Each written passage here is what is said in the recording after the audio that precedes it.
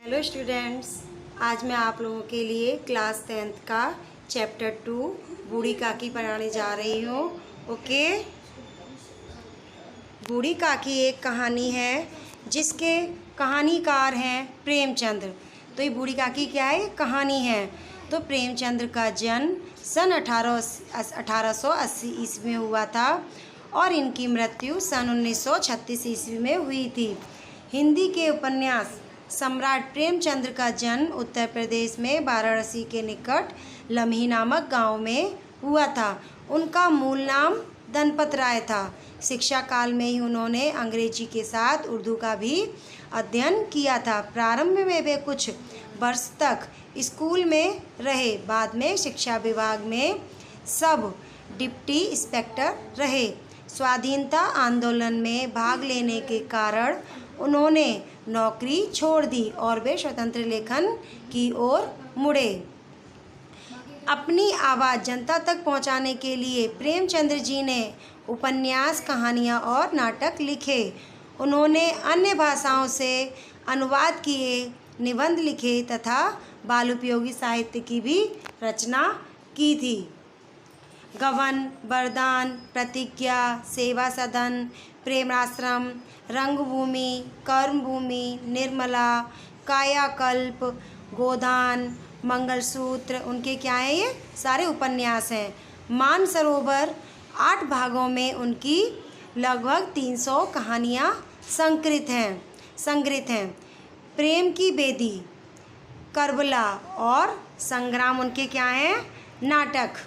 बूढ़ी काकी में प्रेमचंद्र ने ऐसे दयनीय वृद्धों की अवस्था की ओर हमारा ध्यान खींचा है जिन्हें उपेक्षा मिलती है, यानी कि जो बूढ़े लोग होते हैं, प्रेमचंद्र ने उनकी दयनीय स्थिति के बारे में बताया है, जिनकी आजकल ज़्यादातर लोग उनकी उपेक्षा करते हैं, उनकी तरफ ध्यान नहीं देते हैं और जो जीवन के हर क्षण का आनंदपूर्वक उपभोग करना चाहते हैं। यह मूल कहानी का संक्षिप्त रूप है। इस कहानी में एक बूढ़ी काकी की दयनीय कथा के बारे में बताया गया है।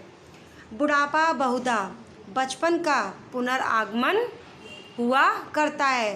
पुनरागमन मीन्स फिर से वापस आना कोई चीज़। तो बुढ़ापा कैसा होता है? बचपन का ही एक रूप होता है। कहते हैं ना कि बच्चे बूढ़े एक समान होते हैं। जिस तरह इंसान जब बूढ़ा हो जाता है तो उसकी सारी इच्छाएं भी बच्चों की जैसी ही हो जाती हैं। बूढ़ी काकी में जीभ के स्वाद के सिवा ना कोई चेष्टा शेष थी और ना अपने कष्टों की ओर आकर्षित करने का। रोने के अतिरिक्त कोई उनको दूसरा कोई सहारा था ही नहीं। तो बूढ़ी काकी क्या थी? उनको बस क्या चाहिए था? जीभ का स्वाद चाहिए था। वो क्या करती थी? उन्हें अच्छा अच्छा खाने को चाहिए था, ऐसी उनकी हमेशा इच्छा रहती थी और उनके लिए कोई दूसरा शेष नहीं बचा था। और जब उनको ये सब नहीं मिलती थी तो वह रोने लगती थी। उनकी समस्त इंद्रियां, हाथ और पैर जवाब दे चुके थे। मीन्स इसका मतलब उनकी समस्त इंद्रियां यानी सभी कुछ इच्छाएं खत्म हो चुकी थी और हाथ पैर काम करना बंद कर दिया था। वो केवल अपने पैरों के सहारे ही घुटनों के बल चलती थी, ज़मीन पर पड़ी रहती थी और घर वाले कोई बात उनकी इच्छा के प्रतिकूल करते। घर वाले क्या करते थे? उनकी सारी जो भी इच्छाएं होती थी उनके विरुद्ध ही चलते थे। कैसे? भोजन का समय टल जाता या उसकी मात्रा कम होती अथवा बाजार से कोई वस्तु आती और ना मिलती तो कैसा होता था? उनके घर वाले क्या करते थे? उनकी इच्छा के विरुद्ध सारे काम करते थे। भोजन का समय निकल जाता था, जिस टाइम पर भोजन देना चाहिए उस समय पर उनको भोजन नहीं मिलता था। और क्या करते थे कभी कभी कि भोजन कम मिलता था। किसको? बूढ़ी काकी को। जिससे क्या होता था? उनकी भूख ऐसे ही मतलब भूखे रह जाती थी वो। और अगर बाजार से कोई वस्तु आती थी वो भी उनको नहीं मिलती थी तो वो क्या करती थी? बूढ़ी काकी रोने लगती थी। और उनका रोना सिसकना कोई साधारण नहीं था। वो ऐसे वैसे नहीं रोती थी, गला फाड़ फाड़ कर बहुत तेज रोती थी, जैसे बच्चे अपनी इच्छा पूर्ति ना होने पर यानी उनकी मन की बात ना होने पर वह खूब तेज तेज रोते हैं। इसी प्रकार बूढ़ी काकी भी उनकी इच्छा पूरी ना होने पर, उनकी मन की चीज़ ना मिलने पर गला फाड़ फाड़ कर रोती थी। उनके पति को स्वर्ग सिधारे बहुत वक्त हो चुका था, यानी कि उनके पति काफ़ी समय पहले स्वर्ग सिधार चुके थे यानी मर चुके थे, और उनके बेटे भी तरुण होकर चल बसे थे। तरुण मीन्स यानी जवान होकर मर गए थे। अब क्या कौन बचा था उनके? एक भतीजे के सिवाय दूसरा कोई ना था। अब कौन था उनका? एक भतीजा। उसी भतीजे के नाम उन्होंने अपनी सारी संपत्ति लिख दी। तो उस भतीजे का नाम क्या था? बुद्धिराम। बुद्धिराम ने सारी संपत्ति लिखाते समय खूब लंबे चौड़े वादे किए थे। जैसे कि हम लोग कहते हैं ना, किसी को कोई काम करना हो या फिर उनको कोई लालच हो तो हम क्या करते हैं कि सामने वाले को लालच देते हैं कि हम आपका ऐसा ऐसा काम करेंगे, हम आपका ध्यान रखेंगे, आपको टाइम से खाना देंगे या फिर सारी आपकी इच्छाएं पूरी करेंगे। इस तरह बुद्धिराम ने भी क्या किया? बूढ़ी काकी को बड़े बड़े लंबे चौड़े वादे किए, किंतु वे सब कैसे थे? केवल कुली डिपो के दलालों के दिखाए हुए सब्जी बाग थे। मतलब जैसे कि कुली डिपो क्या करते हैं? उन बोलते हैं कि हम आपको सही जगह पर पहुंचा देंगे, कि इस तरह से आपको बिठाएंगे, लेकिन वो सब कुछ भी नहीं होता। तो बुद्धिराम ने क्या किए? बड़े बड़े वादे किए। और बुद्धिराम कौन थे? उनके भतीजे थे। यद्यपि उस समय की वार्षिक आय कम न थी, यानी वार्षिक आय यानी साल की आवक बहुत अच्छी थी, फिर भी बूढ़ी काकी को पेट भर भोजन भी कठिनाई से मिलता था। यानी कि अच्छी आवक होते हुए भी बूढ़ी काकी को पेट भर के भोजन भी नहीं मिल पाता था। लड़कों का बूढ़ों के स्वाभाविक विशेष होते ही हैं। लड़कों में तो आप लोगों ने देखा ही होगा, लड़के क्या करते हैं? जो बूढ़े लोग होते हैं उनसे घृणा करते हैं, और फिर जब माता पिता का यह रंग देखते तो वे बूढ़ी काकी को और सताया करते थे। जब यानी उनके मम्मी पापा भी ऐसा ही करते थे बूढ़ी काकी के साथ, तो उनके बच्चे भी उनके साथ ऐसा ही करते थे। कोई चुटकी काट कर भागता, कोई उन पर पानी कुल्ली कर देता। काकी चीख मार कर रोती, परंतु यह बात प्रसिद्ध थी कि वे केवल खाने के लिए रोती हैं, अतएव उनके संताप और आर्तनाद पर कोई ध्यान नहीं देता था। यानी कि उन सबको यही लगता था कि वो लोग खाने के लिए रोते हैं, लेकिन जब बच्चे उनको चिढ़ाते थे उस चीज़ पर कोई भी ध्यान नहीं देता था। संपूर्ण परिवार में यदि काकी से किसी का अनुराग था, यानी किसी को यदि काकी से प्यार था, तो कौन था? वह थी बुद्धिराम की छोटी लड़की लाडली। लाडली बूढ़ी काकी को बहुत प्यार करती थी। लाडली अपने दोनों भाइयों से डर से अपने हिस्से की मिठाई या चवेना, चवेना क्या होता है? मक्का, भुनी हुई मक्का, वो बूढ़ी काकी के पास बैठकर खाया करती थी। लेकिन उसको अपने दोनों भाइयों से डर लगता था, क्योंकि दोनों भाई बूढ़ी काकी को बहुत चिढ़ाया करते थे। लेकिन जो बुद्धिराम की जो छोटी लड़की थी वह बूढ़ी काकी को बहुत प्यार करती थी, और उन्हीं के पास बैठकर अपने हिस्से की मिठाई या चवेना बूढ़ी काकी के पास ही जाकर खाती थी। इससे क्या होता था? वो थोड़ा वो बूढ़ी काकी को भी खिला दिया करती थी। यही उसका रक्षागार था। और यद्यपि काकी की शरण उनकी लोलुपता के कारण महंगी पड़ती थी, तथापि भाइयों के अन्याय की तुलना में कहीं सुलभ थी। क्योंकि भाई उनके जो लाडली के दोनों भाई थे वो उसको डराते थे, लेकिन बूढ़ी काकी के पास बैठी थी तब भी उसके मम्मी पापा उसको डांटते थे, लेकिन यह सब उसे सहन हो जाता था। लेकिन जब उसके दोनों भाई उसको डराते थे वह उसको सहन नहीं होता था। इस स्वार्थानुकूलता ने उन दोनों में सहानुभूति का आरोपण कर दिया था। रात का समय था। बुद्धिराम के घर पर शहनाई बज रही थी। शहनाई क्यों बज रही थी? क्योंकि उनके घर कोई प्रोग्राम यानी कोई फंक्शन होने वाला था। अब देखिएगा, ये फंक्शन बुद्धिराम के बड़े लड़के मुखराम का तिलक का फंक्शन था, और गांव के बच्चों का झुंड विस्मयपूर्ण नेत्रों से गाने का रसास्वाद कर रहा था। रसास्वाद मीन्स अच्छे से, बहुत ध्यान से सुनना।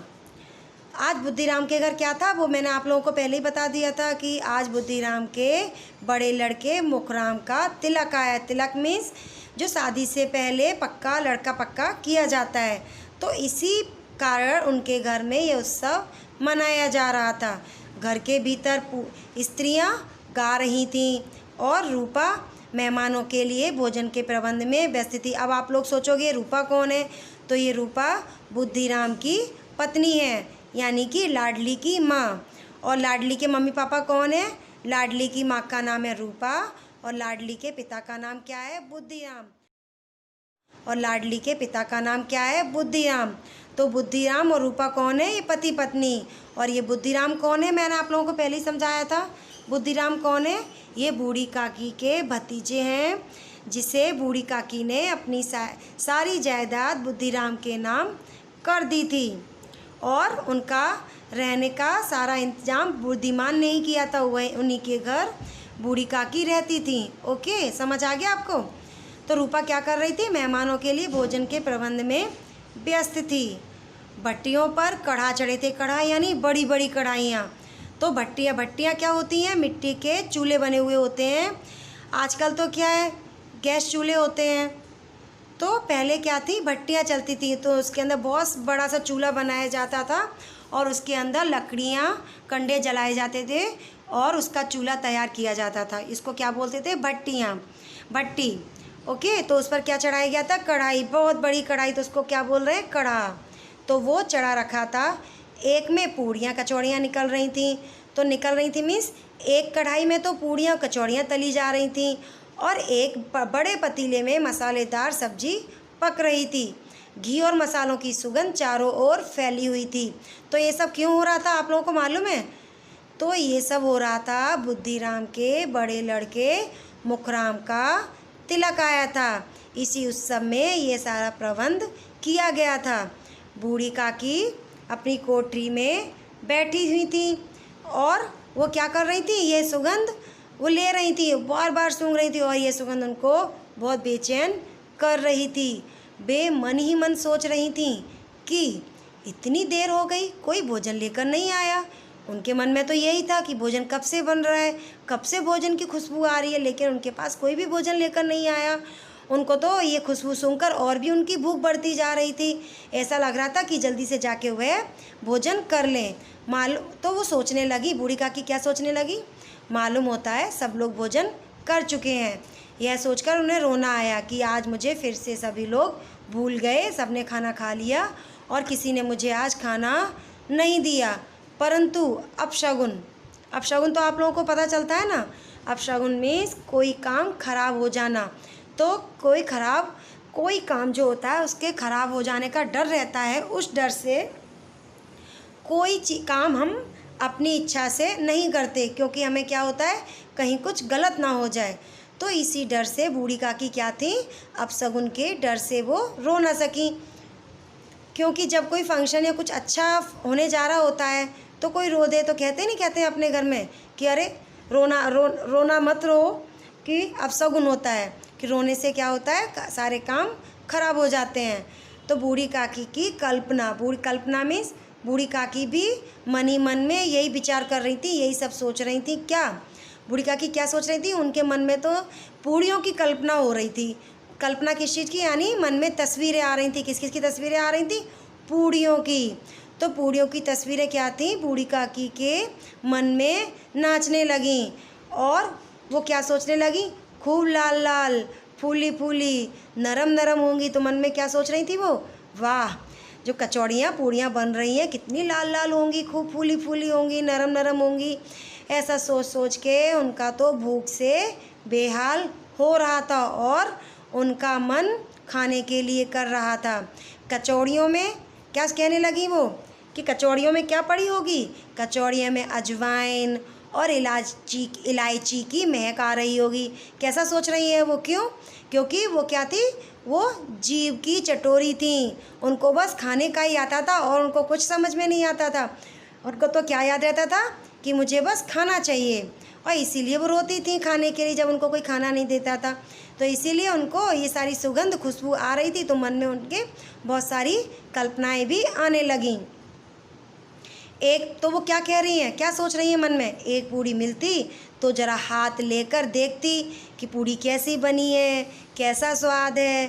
तो वो सोचने लगी क्यों ना चलकर कढ़ा के सामने ही बैठूं। तो वो कहने लगी अपने आप को कहने लगी कि क्यों ना मैं कढ़ाई के पास ही जाकर बैठूं। इस प्रकार निर्णय करके बूढ़ी काकी उखरू बैठकर हाथों के बल सरकती हुई बड़ी कठिनाई से चौखट से उतरी। तो मैंने आप लोगों को पहले ही बताया था कि बूढ़ी काकी के हाथ पैर बेकार हो चुके थे और केवल उनके अंदर क्या इच्छा थी, बस खाने की इच्छा, और उनकी सारी इंद्रियों ने काम करना बंद कर दिया था। ओके, तो बूढ़ी काकी किसके सहारे चल रही थी? अपने पैरों से घुटनों के बल ज़मीन पर हाथ रखकर खिसकती हुई बड़ी ही कठिनाई से चौखट उन्होंने, चौखट क्या होती है? दरवाजे से बाहर निकलना, तो वो दरवाजे की जो ऊपर नीचे होती है उससे बाहर निकली और धीरे धीरे रेंगती हुई कढ़ाई के पास आ बैठी और जहाँ पर खाना बन रहा था उस कढ़ाई के पास आकर बैठ गईं। यहाँ आने पर उन्हें उतना ही धैर्य हुआ जितना भूखे कुत्ते को खाने वाले के सम्मुख बैठने में होता है। तो जिस प्रकार आपने देखा होगा, हमने कुत्ते के सामने हम खाना रखते हैं तो वो खाने के लिए कितना उत्साहित हो जाता है कि मुझे जल्दी जल्दी खाना है। इसी प्रकार बूढ़ी काकी भी जहाँ खाना बन रहा था वहाँ पर जाकर बैठ गई और खाने की प्रतीक्षा करने लगी। बुद्धिराम की पत्नी रूपा उस समय कार्यभार से परेशान हो रही थी। कार्यभार मीन्स यानी घर के इतने सारे काम थे। जब घर में कोई हमारे फंक्शन होता है तो घर पर क्या होता है, मम्मी को ही तो सारा काम पड़ता है। तो इसीलिए बुद्धिराम की जो पत्नी थी, बुद्धिराम की पत्नी का नाम क्या था? रूपा। तो रूपा क्या थी, घर के कार्यभार में इतनी परेशान हो रही थी कि कभी वह इस कमरे में जाती, कभी उस कमरे में, कभी कढ़ा के पास आती, कभी भंडार में जाती। भंडार यानी जहाँ पर बहुत सारा सामान रखा हुआ था। तो बेचारी रूपा कभी यहाँ जाती, कभी वहाँ जाती, इधर से उधर दौड़ भाग कर रही थी। बेचारी अकेली दौड़ते दौड़ते व्याकुल हो रही थी। व्याकुल यानी परेशान हो रही थी। झुझलाती भी थी। झुझलाती यानी गुस्सा करना, बार बार चिड़चिड़ाना। कुड़ती थी, अंदर ही अंदर कुड़ रही थी, किसी को बोल ही नहीं पा रही थी, परंतु क्रोध प्रकट करने का अवसर ना पाती थी। लेकिन उसको गुस्सा तो बहुत आ रहा था। किसको आ रहा था गुस्सा? रूपा के लिए। जो बुद्धिराम की पत्नी थी रूपा, उसको बहुत गुस्सा आ रहा था, लेकिन वो गुस्सा किसी पर नहीं निकाल पा रही थी। उसको अपना क्रोध निकालने का कोई अवसर नहीं मिल पा रहा था। इस अवस्था में, इस स्थिति में, अवस्था का मतलब क्या होता है? स्थिति। इस स्थिति में उसने बूढ़ी काकी को कढ़ा के पास बैठे देखा तो जल उठी। अब क्या था, रूपा ने जब बूढ़ी काकी को कढ़ाई के पास देखा, उसका गुस्सा तो और तेज हो गया और वह अपना गुस्सा मीन्स क्रोध रोक ना सका, उसका रोक ही नहीं पाई। जिस प्रकार मेढक केंचुओं पर झपकता है, तो जैसे मेढक केंचुओं को देखकर उस पर झपटता है, उसी प्रकार रूपा भी बूढ़ी काकी पर झपटी यानी गुस्से में आगे आई और उन्हें दोनों हाथों से झटक कर बोली। और उसने क्या किया, बूढ़ी काकी को दोनों हाथों से पकड़ा और झटक दिया, यानी उठाया और वहीं पटक दिया। ऐसे पेट में आग लगे। क्या कहने लगी बूढ़ी काकी को? ऐसे पेट में आग लगे। पेट है या तुम्हारा भाड़, यानी तुम्हें चैन नहीं है, थोड़ी देर भूखी नहीं रह सकती हो?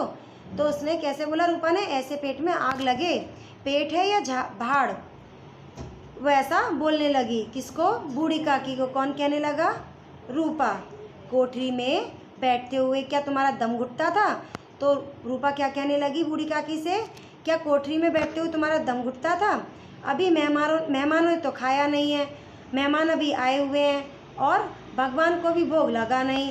तब तक धैर्य ना हो सका, तब तक तुम्हें धैर्य नहीं रख सकती, यानी तब तक आपको तसल्ली नहीं है, तब तक आप रुक नहीं सकती हो।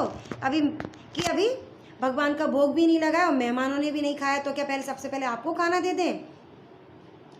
रूपा का कहना ऐसा था। बूढ़ी काकी ने सिर उठाया, तो बूढ़ी काकी ने क्या किया, अपना सिर उठाकर उसे देखा। ना रोई ना बोली, और उस समय वह रोई भी नहीं, क्योंकि मैंने आप लोगों को पहले ही बताया था, बूढ़ी काकी को इतनी तो समझ थी कि घर पर जब कोई फंक्शन हो रहा है, उत्सव हो रहा है, तो अगर रोई वो तो सब लोग क्या कहेंगे, लो बूढ़ी काकी ने एक अपशगुन कर दिया। इसीलिए बूढ़ी काकी रोई नहीं और ना ही वो कुछ बोली, चुपचाप रेंगती हुई अपनी कोठरी में चली गई। भोजन तैयार हो गया, यानी कि भोजन बन चुका था।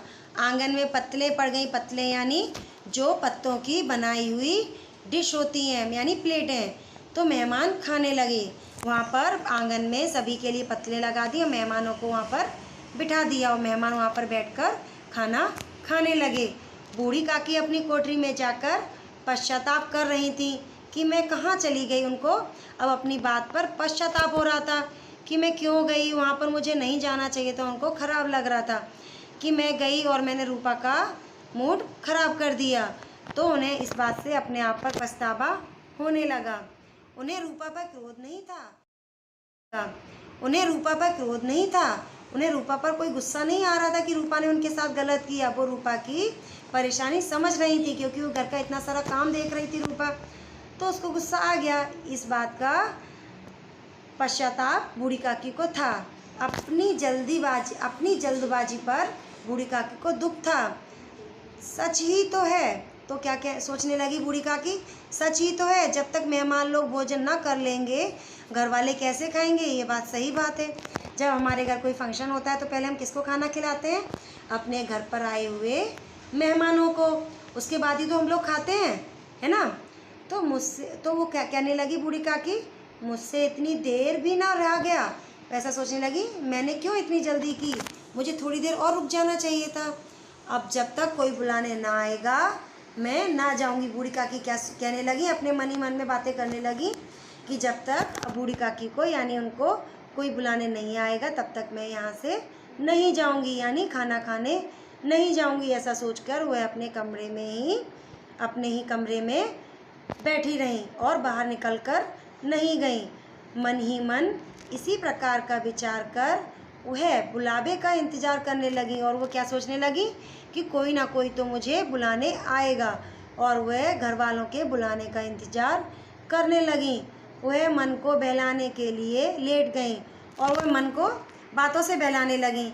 हम लोग कहते हैं ना कि कभी हमारा कोई काम नहीं बन रहा हो तो हम अपने मन में कहते हैं हाँ हो जाएगा, अब हो जाएगा, अब हो जाएगा। इस तरह से हम अपना क्या करते हैं, मन बहलाते हैं, हाँ कर लेंगे, अभी कर लेंगे, हो जाएगा।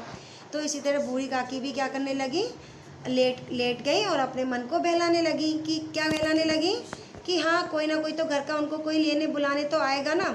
ऐसा सोचकर वह लेट गई।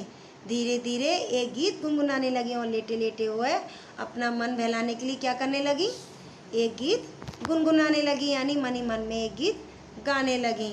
उन्हें मालूम हुआ कि मुझे गीत गाते देर हो गई है। उनको ऐसा महसूस हुआ कि उनको बहुत देर हो गई गीत गाते गाते, अभी तो कोई बुलाने भी नहीं आया। तो वो सोचने लगी, क्या इतनी देर तक लोग भोजन कर रहे होंगे, इतनी देर हो गई अभी तक किसी ने भोजन नहीं किया होगा। सब लोग अभी तक भोजन कर रहे हो, किसी की आवाज़ सुनाई नहीं देती। उनको किसी की आवाज़ भी सुनाई नहीं दे रही थी। अब से ही लोग खा पी कर चले गए। ऐसा सोचकर वह सोचने लगी कि कौन सोचने लगी, बूढ़ी काकी, कि हो सकता है शायद सारे लोग खा पी कर चले गए और मुझे कोई बुलाने नहीं आया। तो ऐसा सोचकर रूपा को क्या हुआ, रूपा चिढ़ गई, क्या जाने ना बुलाएं। और वो क्या बोलने लगी, पता नहीं कोई मुझे बुलाएगा नहीं बुलाएगा। बूढ़ी काकी चलने के लिए तैयार हुई। तो जब उनको ऐसा लगा, उनको ऐसा महसूस हुआ कि शायद कोई मुझे अब नहीं बुलाएगा, ऐसा सोचकर उन्हें चिढ़ आने लगी और गुस्सा भी आने लगा कि अब मुझे कोई नहीं बुलाएगा। तो बूढ़ी काकी चलने के लिए तैयार हुई, यानी अपने कमरे से बाहर निकलने के लिए तैयार हुई। यह विश्वास है कि 1 मिनट बांधे पहले, यह विश्वास है कि 1 मिनट में पूड़ियाँ और मसालेदार सब्जियाँ सामने आएंगी। तो वह क्या सोचने लगी, उनकी सभी स्वादेंद्रियाँ यानी स्वाद लेते हुए सभी इंद्रियाँ, उनकी सभी इच्छाएं स्वाद लेने लगी और मन ही मन में गुदगुदाने लगी, यानी मन मन में उनको क्या स्वाद आने लगा, ओहो मेरे सामने पूड़ियाँ होंगी और मसालेदार सब्जियाँ होंगी। ऐसा उनके मन में स्वाद आने लगा। सोच कर उन्होंने मन में तरह तरह के मंसूबे बांधे। मंसूबे क्या होता है आप लोगों को मालूम है? हम मन में अपने इच्छाएं बनाते हैं कि हम ऐसा काम करेंगे। तो उनके मन में क्या मंसूबे बने थे, तरह तरह के मंसूबे। कैसे थे कि पहले सब्जी से पूड़ियाँ खाऊंगी। तो वो क्या सोचने लगी कि मैं पहले पूड़ियाँ सब्जी से खाऊंगी, फिर दही और शक्कर से खाऊंगी, कचौड़ियाँ रायते के साथ मज़ेदार मालूम होंगी। यानी उनके मन में ऐसे ऐसे स्वाद आने लगे कि पहले मैं पूड़ियाँ सब्जी से खाऊं, कि खीर से खाऊं, फिर कचौड़ी रायते से खाऊंगी। ऐसा उनके मन में सब कल्पना होने लगी, चाहे कोई बुरा माने चाहे कोई भला। अब तो वो क्या सोचने लगी, अगर किसी को बुरा लगे तो लग जाने दो, बुरा माने मान जाने दो, मैं तो भाई मांग मांग कर खाऊंगी। तो बोली, तो बूढ़ी काकी क्या कहती हैं, अब तो मैं शर्माऊंगी नहीं, अब तो मैं मांग मांग कर ही खाऊंगी। यही ना कि लोग कहेंगे कि इन्हें विचार नहीं, कहा करें। तो वो कह रही क्या करें, इतने दिन के बाद पूड़ियाँ मिल रही हैं। तो आप लोगों को तो मालूम है कि पहले पूड़ियाँ कब खाने में आती थी, कभी कोई त्यौहार होता था या घर में कोई फंक्शन होता था, तभी हमें पूड़ियाँ खाने को मिलती थी। ऐसे नहीं पूड़ियाँ अब तो जब मन हो तो मम्मी को आप लोग बोल देते हो, मम्मी पूड़ियाँ बना दो, हमें पूड़ी खानी है। तो आपकी मम्मी क्या करती है, पूड़ी बना देती हैं। लेकिन पहले क्या था कि कोई त्यौहार या फिर घर में कोई जब हमारा फंक्शन मीन्स उत्सव होता था तभी पूड़ियाँ बनती थी। तो उनको ये बोल रही, तो बूढ़ी काकी क्या बोलती हैं कि क्या करें, कहाँ करें, इतने दिन के बाद तो पूड़ियाँ मिल रही हैं, तो मुंह झूठा करके थोड़े ही उठ जाऊंगी। तो कह रही है कोई मैं मुंह झूठा कर थोड़ी ना उठ जाऊंगी, थोड़ा सा खाकर ही थोड़ी ना उठ जाऊंगी, मैं तो पेट भर खाऊंगी। ऐसा हुए सोचने लगी।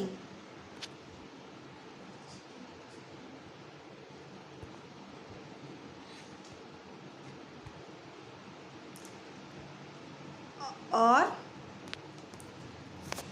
मेहमानों ने भोजन किया।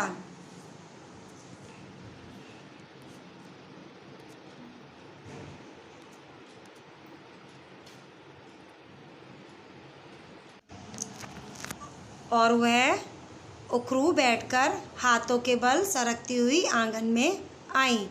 परंतु हाय दुर्भाग्य, दुर्भाग्य यानी उनकी किस्मत कितनी खराब है। मेहमान मंडली अभी बैठी हुई थी, वो सोच रही थी कि सारे मेहमान खाकर चले गए होंगे, लेकिन यहाँ उन्होंने क्या देखा, बूढ़ी काकी ने, सारे मेहमान तो अभी भी बैठे हुए हैं। कोई खाकर उंगलियाँ चाटता था, कोई तिरछे नेत्रों से देखता, तिरछे नेत्र यानी तिरछी निगाह से देखते हैं, टेढ़ी निगाह करके। और लोग अभी खा रहे हैं या नहीं, क्या देखते हैं कि अरे कोई खा रहा है या उठ गया, तो तिरछी निगाह करके देख रहे थे। इतने में बूढ़ी काकी रेंगती हुई उनके बीच में जा पहुंची और बूढ़ी काकी मेहमानों के बीच में जाकर बैठ गईं। पंडित बुद्धिराम काकी को देखते ही क्रोध से तिलमिला गए। अब पंडित बुद्धिराम जो बूढ़ी काकी के भतीजे थे, उनको बूढ़ी काकी को देखकर बहुत तेज गुस्सा आया और वो गुस्से में तिलमिला गए।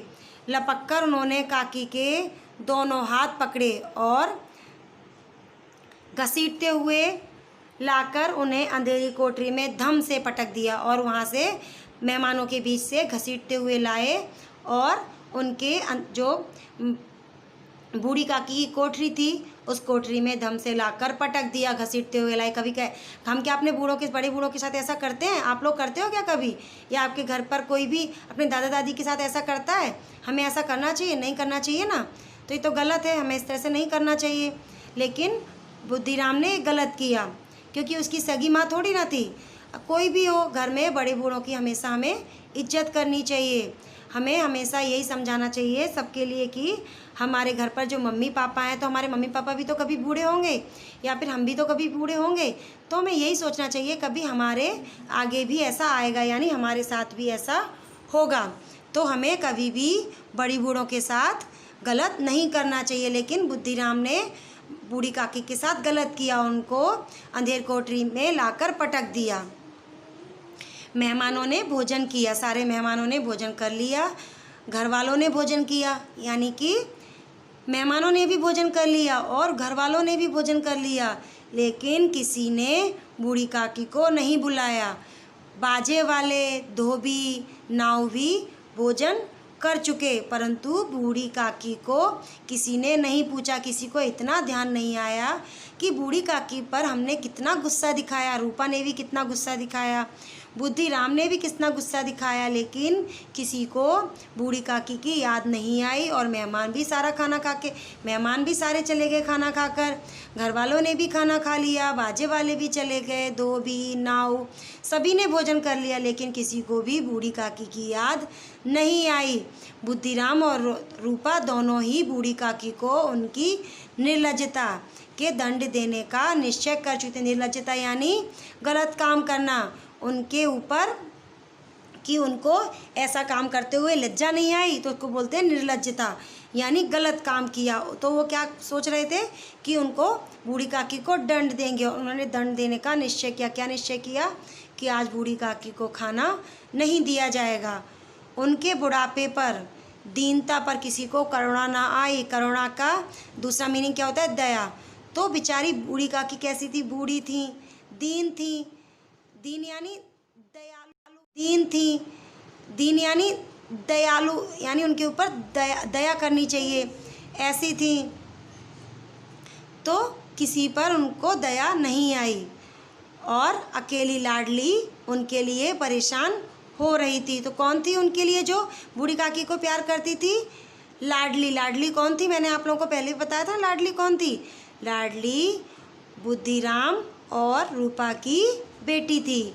वह बूढ़ी काकी को बहुत प्यार करती थी। खाने पीने की सारी चीज़ें वो चोरी छुपे बूढ़ी काकी को दिया करती थी। तो बूढ़ी काकी के लिए अभी कौन परेशान था? लाडली। ओके, ये चीज़ आपको ध्यान रखना है। जिस चीज़ को मैं बार बार रिपीट कर रही हूँ, बार बार बोल रही हूँ, उस चीज़ को आप लोगों को ज़्यादा ध्यान देना है, ठीक है। लाडली को काकी से अत्यंत प्रेम था। ये तो मैंने आप लोगों को पहले ही बताया था कि लाडली बूढ़ी काकी से बहुत प्यार करती थी। वह झुंझला रही थी, यानी अंदर ही अंदर उसको गुस्सा आ रहा था कि वे लोग काकी को बहुत सी पूड़ियाँ क्यों नहीं देते। तो उसको ये गुस्सा आ रहा था कि बूढ़ी काकी को किसी ने बहुत सारी पूड़ियाँ खाने को क्यों नहीं दी। अगर पूड़ियाँ दे देते तो क्या कुछ हो जाता? क्या मेहमान सबकी सब पूड़ियाँ खा जाएंगे? तो लाडली क्या सोचने लगी कि अगर बूढ़ी काकी को पूड़ियाँ दे दी जाती तो क्या मेहमान सारे भूखे रह जाते, या फिर मेहमानों को कुछ नहीं मिलता? तो क्या मेहमान सारी पूड़ियाँ खा जाएंगे, कुछ नहीं बचेगा? और यदि काकी ने मेहमानों के पहले खा लिया तो क्या बिगड़ जाएगा? तो ये तो गलत है ना। हमारे घर पहले हम लोग क्या करते हैं, हमारे घर में जो हमारे बुजुर्ग यानी हमारे जो बड़े होते हैं, पहले हम उन्हें खाना खिलाते हैं, उसके बाद हम खुद खाना खाते हैं। और कभी भी हमारे यहाँ कोई फंक्शन है, उत्सव हो, हमेशा एक चीज़ आप लोग याद रखो, कभी भी कुछ भी हो, हमें हमारे सबसे पहले बड़ों को खाना खिलाना चाहिए। उससे जो भी हमारा दान करते हैं, कुछ भी करते हैं, वो हमें लगता है, मीन्स जब हमारे बड़े बूढ़े खुश रहेंगे तभी हमें भी खुशी मिलेगी और हमें उसका पुण्य मिलेगा। तो लाडली भी ऐसा ही सोच रही थी कि अगर काकी को पहले खाना खिला दिया जाता तो क्या किसी का कुछ बिगड़ जाता। वह काकी के पास जाकर उन्हें धैर्य देना चाहती थी, परंतु माँ के डर से न जाती थी। जो लाडली थी वह भी अपनी माँ से बहुत डरती थी। उसको यही डर था कि कहीं मैं काकी के पास जाऊँ और तो माँ उन्हें डांटे नहीं, मारे नहीं। इसी डर से वह बूढ़ी काकी के पास जा नहीं रही थी। वह सोच रही थी मैं जाकर उनको धैर्य बंधाऊँ, उनको सांत्वना दूँ कि कोई बात नहीं, ऐसा हो गया। लेकिन वह माँ के डर से नहीं जा पा रही थी। उसने अपने हिस्से की पूड़ियाँ बिल्कुल ना खाई थी। बेचारी लाडली भी काकी के लिए भूखी थी। उसने जो उसके लिए खाना दिया गया था, उसने अपना खाना नहीं खाया, पूड़ियाँ नहीं खाई। तो पूड़ियों का उसने क्या किया, वो पूड़ियाँ उसने बूढ़ी काकी के लिए उठा के रख दी। उसने खुद बिल्कुल भी नहीं खाई। उन पूड़ियों को काकी के पास ले जाना चाहती थी। वह चाहती थी कि मैंने जो पूड़ियाँ नहीं खाई हैं वह मैं बूढ़ी काकी को ले जाकर खिलाऊंगी। कितना प्रेम था उसे बूढ़ी काकी से। किसको प्रेम था? लाडली को। उसका हृदय अधीर हो रहा था। किसका हृदय? लाडली का, कि मैं जल्दी जल्दी जाऊं और बूढ़ी काकी को पूड़ियाँ खिलाऊं, क्योंकि उसको इतनी दया आ रही थी कि काकी कब से भूखी होंगी, उन्होंने कुछ खाया नहीं है, सबने खा लिया लेकिन बूढ़ी काकी ने खाना नहीं खाया। यह सोचकर उसको बहुत दुख हो रहा था। बूढ़ी काकी मेरी बात सुनते ही उठ बैठेंगी। तो लाडली क्या सोचती है, मैं जाऊंगी और बूढ़ी काकी मेरी बात सुनकर उठ जाएंगी, पूड़ियाँ देखकर कैसी प्रसन्न होंगी, मुझे खूब प्यार करेंगी, ऐसा लाडली सोच रही थी। रात के 11 बज गए थे। रूपा आंगन में पड़ी सो रही थी, यानी सभी लोग सो गए थे। केवल कौन जग रहा था? केवल लाडली। और वो क्यों जग रही थी? क्योंकि उसे बूढ़ी काकी को पूड़ियाँ खिलानी थी, इसीलिए वह जग रही थी। लाडली की आंखों में नींद ना थी। सभी लोग, घर के सभी सदस्य सो गए थे, लेकिन लाडली को नींद नहीं आ रही थी। काकी को पूड़ियाँ खिलाने की खुशी उसे सोने न देती। तो उसे क्या हो रहा था? उसे इतनी खुशी थी कि मैं जाकर जल्दी से काकी को पूड़ियाँ खिला कर आऊँ। इसी चिंता में उसे, इसी खुशी में उसे नींद नहीं आ रही थी। इस लाइन को आप ध्यान देना, ये बहुत इम्पोर्टेंट है। काकी को पूड़ियाँ खिलाने की खुशी में नींद नहीं आ रही थी। किसे नींद नहीं आ रही थी? लाडली को। ओके, इस चीज़ को मैं अभी रिपीट कर रही हूँ, तो आप लोग, मैं जो रिपीट कर रही हूँ आप लोग भी इसको ध्यान से सुनना और इस पर ध्यान देना कि लाडली को नींद क्यों नहीं आ रही थी, क्योंकि वह काकी को पूड़ियाँ खिलाने की खुशी में लाडली को नींद नहीं आ रही थी। जब विश्वास हो गया कि अम्मा सो गई हैं, अम्मा कौन थी? रूपा, तो लाडली की माँ थी। लाडली अपनी माँ को क्या बोलती थी? अम्मा।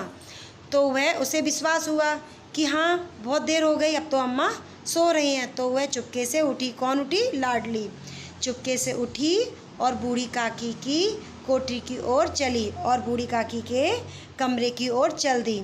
बूढ़ी काकी को केवल इतना याद था कि किसी ने मेरे हाथ पकड़कर घसीटे और फिर ऐसा मालूम हुआ कि जैसे कोई पहाड़ पर उठाए लिए जाता है। बेचारी बूढ़ी काकी को जब बुद्धिराम घसीटता हुआ ले जा रहा था तब उनको इतना भी होश नहीं था कि उन्हें कौन पकड़ कर ले जा रहा है और कहाँ ले जा रहा है। उनको बस इतना ही याद था कि यहाँ कोई उनको पकड़ कर ले जा रहा है और जैसे कोई पहाड़ पर उड़ाए लिए जा रहा है, यानी उनको उठाए लिए जा रहा था।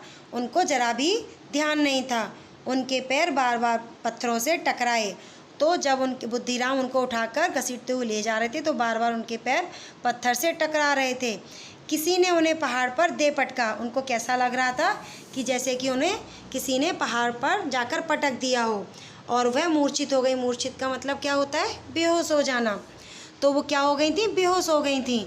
जब वे सचेत हुई, सचेत मीन्स मूर्छित, जो अपने मूर्छित अवस्था से जाग गई, तो उसको सचेत हो जाना। तो जब वे सचेत हुई, कौन? बूढ़ी काकी, तो किसी की जरा भी आहट ना मिलती थी उनको, किसी की कोई भी आवाज़ सुनाई नहीं दी।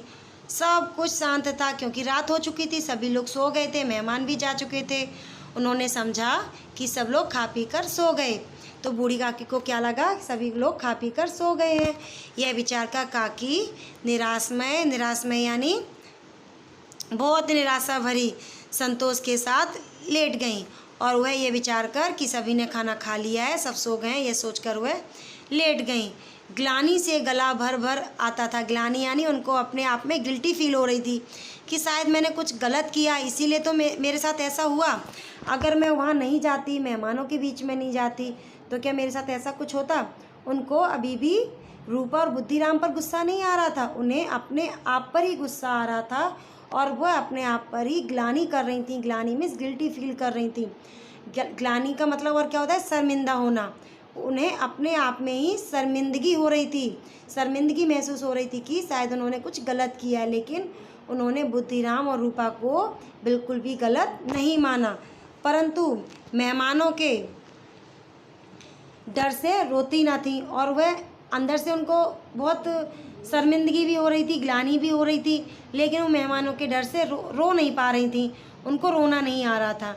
सहसा उनके कानों में एक आवाज़ आई। अचानक उनके कानों में आवाज़ आई। क्या आवाज़ आई? काकी उठो। तो उनको कुछ आवाज़ सुनाई दी। काकी उठो, मैं पूड़ियाँ लाई हूँ। तो ये जो काकी उठो मैं पूड़ियाँ लाई हूँ, कौन बोल रहा था? लाडली। लाडली काकी के पास आई और बोली, काकी उठो, मैं पूड़ियाँ लाई हूँ। काकी ने लाडली की बोली पहचानी। काकी ने लाडली को पहचान लिया क्योंकि लाडली उनको बहुत प्यार करती थी और काकी भी लाडली को बहुत प्यार करती थी, इसीलिए वह उनकी आवाज़ पहचानती थी। तो काकी ने लाडली की आवाज़ पहचानी, चटपट उठ बैठी और झट से उठ बैठी। दोनों हाथों से लाडली को टटोला और अंधेरा हो रहा था तो उनको कुछ दिखाई तो नहीं दे रहा था, तो उन्होंने हाथ से टटोलना शुरू किया कि कौन है। दोनों हाथों से वह टटोलने लगी और उसे अपनी गोद में बिठा लिया। किसको गोद में बिठाया? लाडली को।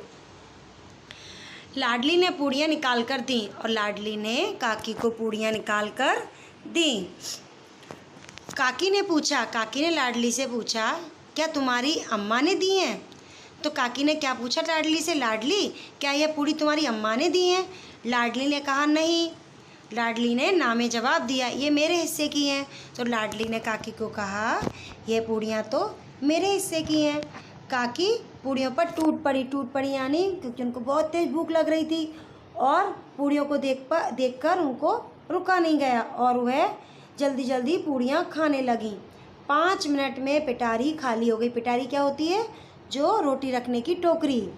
जिसमें हम रोटी बनाकर रखते हैं ना, घर पर होती है टोकरी, तो वो उसको पिटारी बोला जाता है। तो पिटारी थोड़ी 5 ही मिनट में खाली हो गई। लाडली ने पूछा, काकी पेट भर गया? तो लाडली ने क्या पूछा? काकी पेट भर गया और इच्छा को और उच्छेदित कर दिया? तो काकी का पेट भर गया, उसने पूछा। जैसे थोड़ी सी वर्षा ठंडक के स्थान पर गर्मी पैदा कर होती है, तो हल्का सा ठंडा होता है, लेकिन उसके बाद एकदम गर्मी तेज़ हो जाती है। तो उसी तरह थोड़ी सी पूड़ियाँ खा कर के तो काकी की भूख और बढ़ गई और काकी की क्षुधा यानी खाने की इच्छा और उत्तेजित कर दिया खाने की इच्छा को, यानी उनके खाने की इच्छा और बढ़ गई। जिस प्रकार हमें कोई थोड़ा सा ही खाने को देता है तो हमें वो खाकर और भी इच्छा होने लगती है कि हमें अभी और खाने को मिल जाए, तो हम खाने के लिए और भी उत्तेजित हो जाते हैं। इसी प्रकार काकी भी खाने के लिए और उत्तेजित हो गई। बोली, नहीं बेटी, जाकर अम्मा से और मांग लाओ। तो क्या कहने लगी काकी? लाडली, जाओ ना अपनी अम्मा से और लेकर आ जाओ। लाडली ने कहा, अम्मा सो रही है। किसने कहा अम्मा सो रही है? लाडली ने। जगाऊंगी तो मारेगी। तो उसने काकी को बोला, अगर मैं अम्मा को जगाऊंगी तो अम्मा मुझे मारेगी। काकी ने पिटारी को फिर टटोला। काकी ने जो पिटारी उन्होंने खाली कर दी थी 5 मिनट में सारी पूड़ियाँ खाकर, उसी में हुए फिर से देखने लगी शायद थोड़ा कुछ पड़ा हो।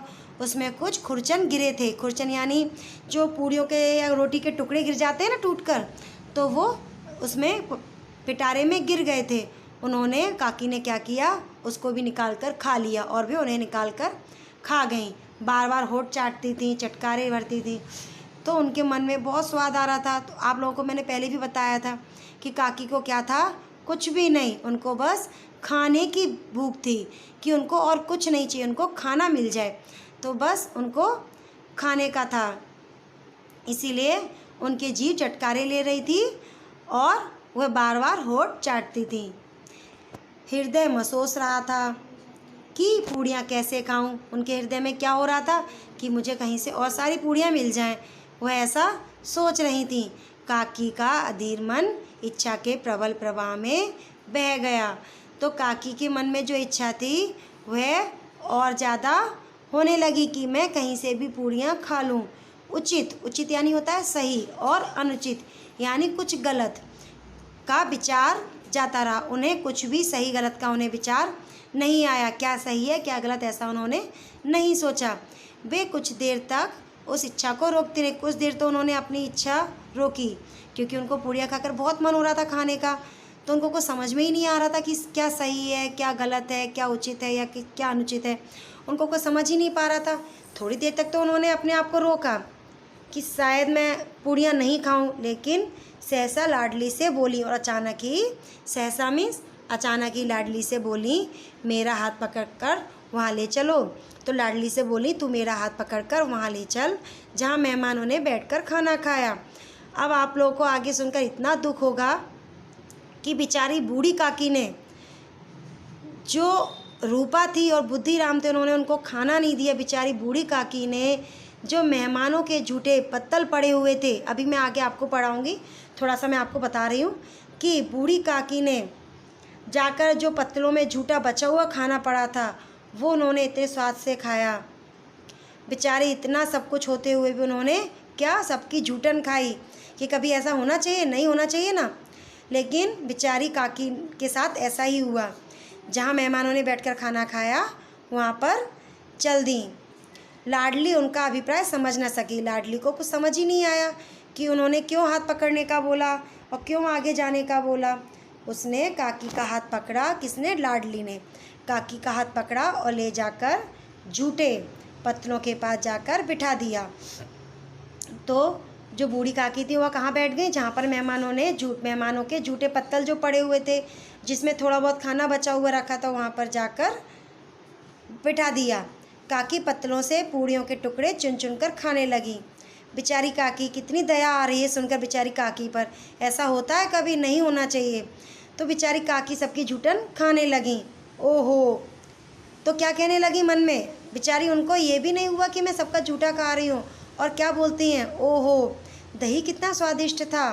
बेचारी सबका झूठा बचा हुआ खा रही हैं, पूड़ियाँ के जो छोटे छोटे पीस बच जाते हैं, एक एक टुकड़ा बच जाता है, वो ले रही हैं। कहीं दही बचा हुआ है, कहीं थोड़ी सी सब्जी बची हुई है, कहीं कचौड़ियाँ बची हुई हैं, ऐसा सब कुछ बचा हुआ उठाकर खाती जा रही हैं और कह रही हैं ओहो दही कितना स्वादिष्ट था, कचौड़ियाँ कितनी सलोनी थीं।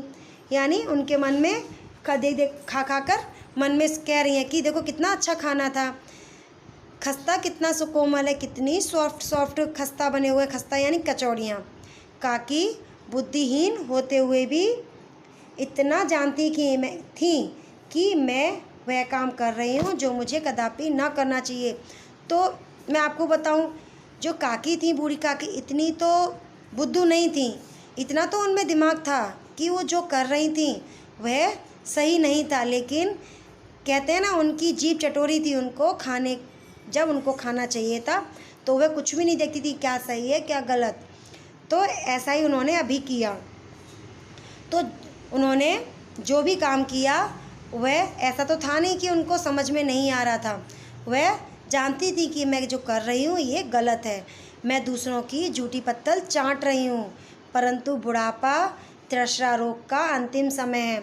तो बुढ़ापा क्या है? इच्छा का अंतिम समय होता है, जब संपूर्ण इच्छाएं एक ही केंद्र पर आ लगती हैं।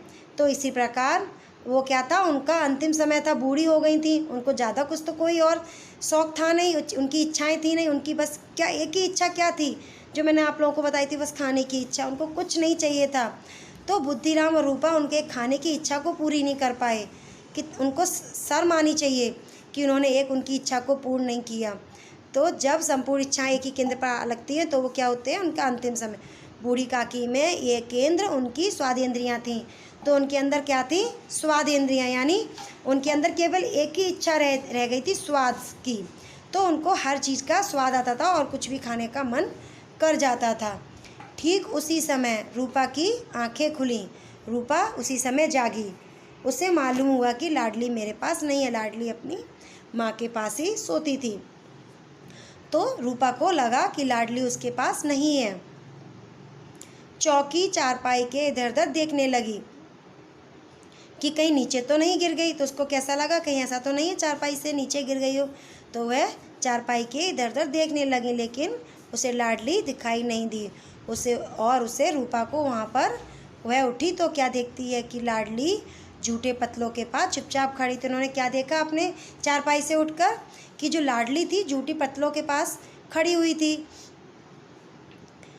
और बूढ़ी काकी पत्तलों पर से पूड़ियों के टुकड़े उठा कर खा रही थी। तो रूपा ने क्या देखा कि झूठी पत्तलों के पास लाडली तो खड़ी थी और बूढ़ी काकी झूठी पत्तलों में से खाने के पूड़ियों के टुकड़े उठा कर खा रही थी। रूपा का हृदय सन्न रह गया, यानी वह एकदम देखकर दंग रह गई कि ये क्या हो रहा है। यह वह दृश्य था जिसे देखकर देखने वालों के हृदय कांप उठते हैं। तो रूपा एकदम सन्न रह गई, उसको बहुत दुख हुआ है दृश्य देखकर। वह कांप उठी कि आज पता नहीं उससे क्या हो गया, उससे इतना बड़ा पाप कैसे हो गया। ऐसा प्रतीत होता मानो जमीन रुक गई, आसमान चक्कर खा रहा है, संसार पर कोई विपत्ति आने वाली है।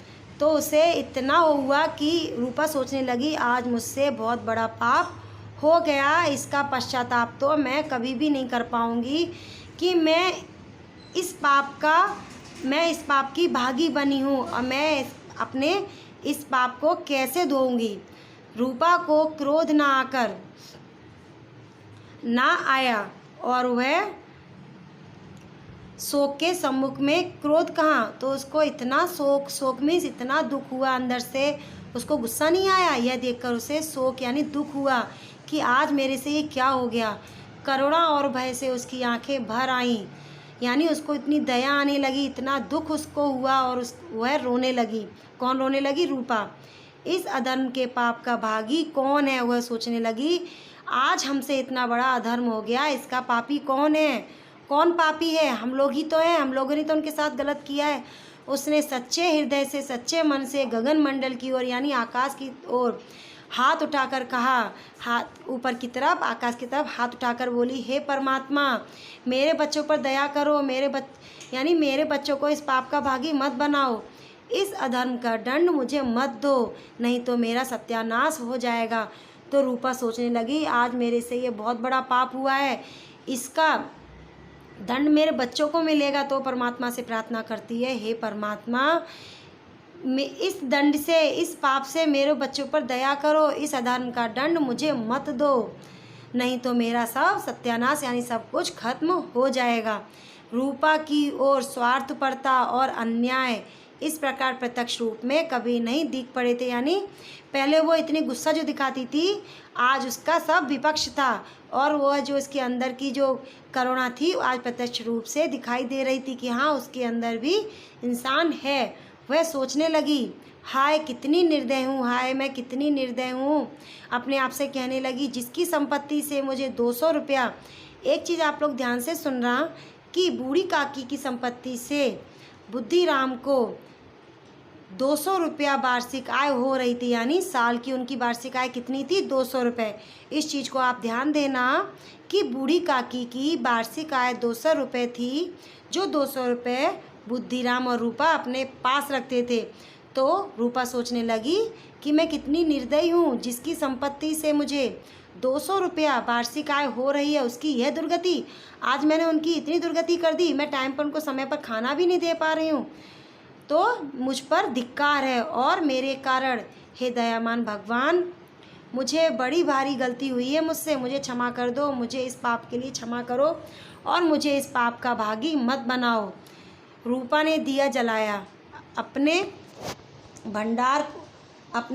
भंडार का द्वार खोला और थाली में सारा भोजन सजाकर लिए हुए बूढ़ी काकी की ओर चली। यानी कि रूपा को पछतावा हो रहा था कि आज मुझसे बहुत बड़ी गलती हुई है, इसीलिए उसने भंडार से जाकर एक थाली में सारा खाना सजाकर लाई और बूढ़ी काकी की ओर चल दी।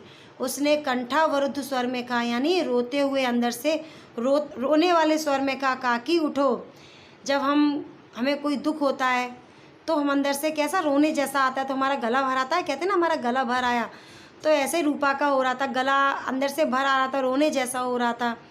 तो वह काकी से बोली, काकी उठो भोजन कर लो, मुझसे आज बड़ी भूल हुई है। काकी से वह क्या बोलती है रूपा, आज मुझसे बहुत बड़ी भूल हुई है, उसका बुरा ना मानना काकी, तुम परमात्मा से प्रार्थना कर दो कि वे मेरा अपराध क्षमा कर दे। और वो काकी से क्या कहती है कि काकी आप परमात्मा से, भगवान से प्रार्थना करो कि वह मैंने जो अपराध किया है उस अपराध के लिए मुझे क्षमा कर दें। बोले वाले बच्चों की भांति जो मिठाइयाँ पाकर मार और तिरस्कार सब भूल जाता है।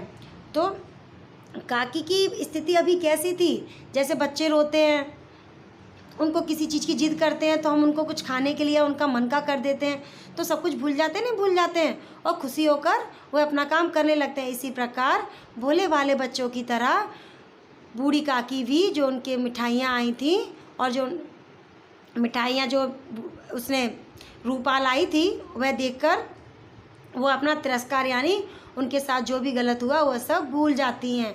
बूढ़ी काकी सब भुलाकर बैठी हुई खाना खा रही थी। बूढ़ी काकी तो ऐसा हो रहा था जैसे उनके साथ कुछ हुआ ही नहीं है, लेकिन रूपा को बहुत पश्चाताप हो रहा था कि आज मुझसे बहुत बड़ी भूल हुई है। लेकिन बूढ़ी काकी तो खाना खाकर सब कुछ भूल गई थी। मैंने आपको बताया था ना, उनके मन में कुछ नहीं था, किसी को लेकर कुछ गलत नहीं था, उनको बस ये था कि उनको समय पर खाना मिल जाए बस, और जो भी कुछ घर में खाया जा रहा है, जो भी उनका मन हो रहा है, वो उनको समय पर मिल जाए, उनको दूसरी और उनकी कोई इच्छा नहीं थी। बस बूढ़ी काकी ने सब भुला दिया और खाना अच्छी तरह से बैठकर खा रही थी। उनके एक एक रोए से सच्ची सदिच्छाएँ निकल रही थी, यानी उनकी इच्छाएं पूरी हुई थी उनके मन से, यानी एक दुआ जैसी आ रही थी। उनका रोम रोम खुश हो रहा था कि आज मेरी जैसे कि कितनी बड़ी काकी की इच्छा पूरी हो रही थी। और रूपा बैठी स्वर्गीय दृश्य का आनंद लेने में निमग्न थी, और रूपा उनको देखकर बहुत मन ही मन खुश हो रही थी कि आज मुझसे एक अच्छा कार्य ये हुआ, मैंने उनको समय पर खाना दे दिया, वरना मुझसे बहुत बड़ा पाप हो गया था। तो मैं आप सभी को कहना चाहती हूँ कि मैंने जो ये चैप्टर चलाया है, तो आप उसको ध्यान से सुनना और समझना, और ये जो शब्दार्थ दिए गए हैं उनको रीड करना, उनको समझना। कुछ शब्द ऐसे हैं जैसे इसमें पुनरागमन तो वापस आना, आर्तनाद यानी दुख भरी चीख, शब्दभाग, झूठे सपने, क्षुद्धावर्धक मीन्स भूख को बढ़ाने वाले, इस तरह से इसमें कई एक शब्द दिए गए हैं, उनका अर्थ भी दिया गया है। और नीचे मुहावरे दिए गए हैं, स्वाध्याय दिया गया है, स्वाध्याय में क्वेश्चन आंसर्स हैं। तो मैं आप लोगों से यही कहना चाहती हूँ कि आप लोगों को इसका एक नोटबुक बनाना है और उस नोटबुक में जो मैंने चैप्टर 1 कराया था वो और चैप्टर 2 का पूरा स्वाध्याय, शब्दार्थ, जिस तरह से मैंने आप लोगों को चैप्टर समझाया है उसी आधार पर आप लोगों को अपने नोटबुक में ये सारा स्वाध्याय फिनिश करना है। और जब स्कूल ओपन होंगे तब मैं आपका सब चेक करूँगी, ओके। और जो भी आप लोगों को कुछ समझ नहीं आए तो उसके लिए आप छोड़ दीजिए, उसको मैं आप लोगों को जब आप स्कूल आएंगे तब मैं बताऊंगी। और ज़्यादा से ज़्यादा हो सके आप मेरा जो मैंने आप लोगों को चैप्टर समझाया उसको सुनकर ज़्यादा से ज़्यादा क्वेश्चन आंसर्स पूरे करना, ओके। तो सारा आप लोगों को कंप्लीट करना है। Thank you.